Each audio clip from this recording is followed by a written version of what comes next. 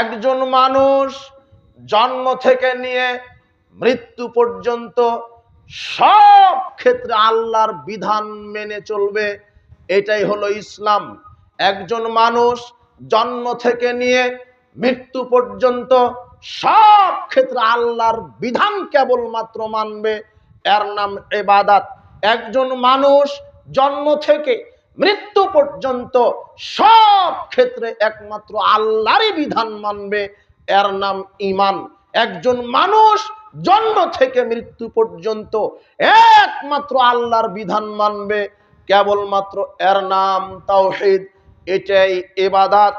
ইবাদত শুধু সালাতের নাম নয়, ইবাদত শুধু জিকির করার নাম নয়, ইবাদত মসজিদ মাদ্রাসায় শুধু তাসবিহ দানা নম নম করার জিনিস নয়। মানুষ হিসেবে আপনি যা কিছু করবেন ওখানে আল্লাহর বিধান মেনে চলার নাম ইবাদত।